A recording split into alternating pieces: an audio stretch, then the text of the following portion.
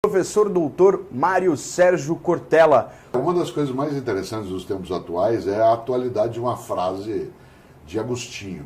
E Agostinho tem uma frase do século V, que ela é muito atual para agora. Ele dizia: não sacia a fome quem lambe pão pintado. Olha só, não sacia a fome quem lambe pão pintado. Isto é, não mata a fome quem apenas lambe o desenho de um pão. Em outras palavras, cuidado para não se contentar com as aparências. E nesse sentido, é um alerta que vale muito para o nosso mundo virtual, né, da nossa época, que tem maravilhas e horrores. E um dos horrores é essa simulação de realidade que muita gente penetra e acaba entrando num mundo que um dia, né, é muito mais o avesso do espelho da Alice, né, do que de fato outra coisa. E a gente vive também num mundo exatamente disso, de aparências, né? Sim. E uma venda de uma vida que não é real. É o que a gente estava falando aqui antes. A pessoa tem uma vida depressiva, sim, mas na rede social ela é a pessoa mais feliz do mundo. Então, isso é uma forma de esquizofrenia social dos nossos tempos.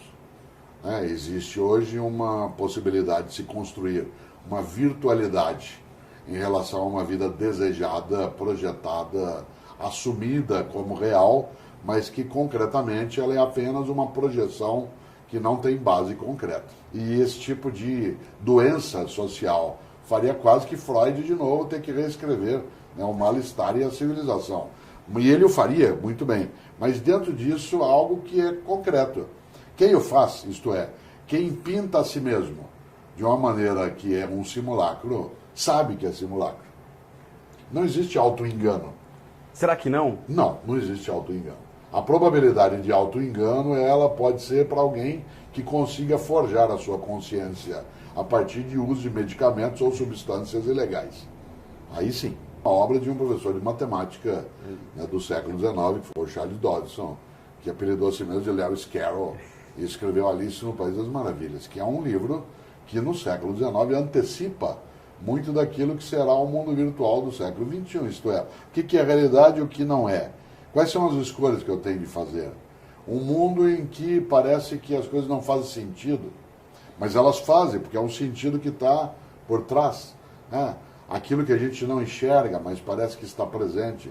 As redes sociais hoje, em grande medida, elas respondem a um berro, né? Um brado, um uivo solitário numa sociedade que desagregou a capacidade de convivência e, ao mesmo tempo, inseriu um vetor, né, de presença, de identidade, que é celebridade.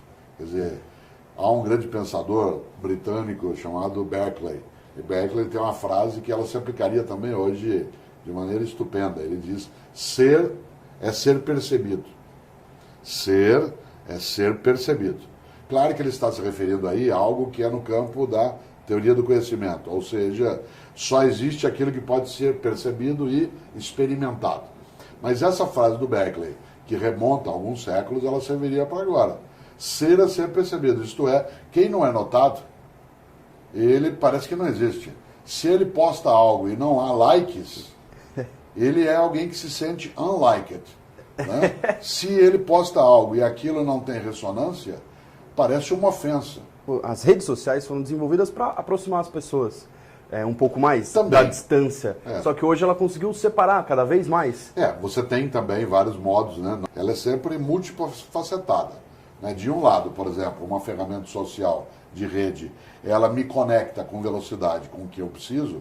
Por outro lado, ela pode me deixar, né, forjando um mundo dentro do meu castelo. Claro que as redes sociais, elas produzem capacidade de agregação, mas elas também permitem a possibilidade de dissimulação, né? E, portanto, em que se possa disfarçar uma série de angústias que estão colocadas aí no nosso cotidiano, numa vida que, em vez de ser veloz, ela é apressada. E esse apressamento no dia a dia leva a perturbar a capacidade de meditação, de reflexão. Quase nunca algumas pessoas conseguem ficar sozinhas, ela entra em estado de desespero. Ela precisa se conectar o tempo todo. E essa conexão é muito mais a percepção de cardume do que de fato de pertencimento a um grupo. Ela tem que se movimentar junto com o cardume, que é a lógica do cardume de sardinha dentro d'água. A única possibilidade dele não ser digerido pelo predador é, entrando no cardume, indiferenciar-se. E é curioso, porque essa indiferenciação do cardume é aquela que a pessoa, nas redes sociais, ela deseja para ela se diferenciar também. Por isso, e aí por fim, esse tsunami de contatos virtuais no dia a dia, ele mais afoga do que de fato conecta, né? A pessoa acaba tendo algo, eu não consigo entender uma expressão que se usa hoje, meu número de amigos, amigo é uma coisa um pouco mais forte. Eu sou filho de italiano, tem um ditado em italiano que diz que a amizade que acaba nunca começou. Amigo não é uma coisa que você pode desligar, ao contrário. Ele ou ela perturba você a vida inteira, e uma das grandes lógicas da amizade, Aristóteles lembrava isso, né? O que é amizade? São dois corpos com uma única alma. Essa angústia que é tão presente hoje na nossa sociedade, e não só os adultos, hoje até a criança angustiada, Sim. Vem muito talvez dessa confusão de velocidade com pressa? Sim, porque de um lado a pressa ela é uma forma de incompetência. A velocidade é um sinal de perícia. Por exemplo, eu quero velocidade na hora de ser atendido por um médico, mas eu não quero pressa na consulta.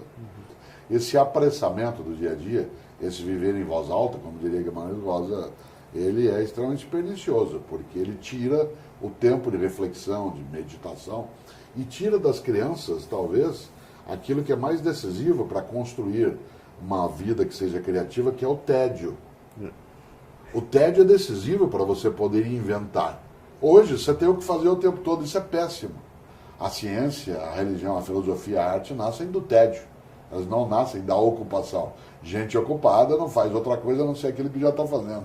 As redes sociais hoje, com o mundo da tecnologia, ocupam de maneira constante.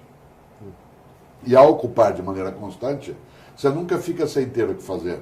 Será que a gente vai sofrer em algum momento mais para frente por essa falta de tédio? É provável, né? Porque você tem que ficar se dando satisfação o tempo todo e tem que ficar o tempo todo olhando, aquilo gera ansiedade. E essa ansiedade vem porque você responde algo e ninguém te retorna, e aquilo vai te deixando num estado, e aí atrapalha, distrai, é distrativo. Então eu acho que não é catastrófico, precisa ser operado de maneira inteligente. E por isso, obviamente, eu não sou avesso a essa tecnologia, seria tolice. Mas eu também não sou, em relação a ela, né, infodependente. Por isso, nós introduzimos hoje, pelas redes sociais, uma coisa muito arriscada no Brasil, que nós não tínhamos de maneira tão nítida em décadas anteriores, que é a ideia de ódio. A ideia de ódio, ela é uma coisa que nós não tínhamos no nosso dia a dia. E isso é extremamente perigoso, porque, como disse um dia Mahatma Gandhi, olho por olho, uma hora acabamos todos cegos. E por isso, a manifestação, sair do virtual e ir para a rua, maravilha, desde que ela não degenere, isto é, que ela não seja uma ferramenta de ódio. Por isso, é preciso lembrar, especialmente para quem gosta de ficar só no mundo virtual, que tem que meditar em torno de algumas coisas. Por isso, as pessoas que estão vociferando nas redes sociais, desliga um pouco e volta a refletir um pouco mais, não levar tudo como verdade. Às vezes você encerra as entrevistas deixando um pensamento, uma ideia. Gostaria que, se pudesse, deixasse uma mensagem para essas pessoas de hoje, vivendo nessa pressa, nessa intensidade de redes sociais e esquecendo um pouco da comunidade, do partilhamento das coisas. Um conselho do grande Milor Fernandes, que eu citei, que vale para quem não quer viver de maneira banal. Ele dizia, se você não tem dúvidas, é porque está mal informado. Se você não tem dúvidas, é porque está mal informado. É preciso suspeitar de algumas obviedades.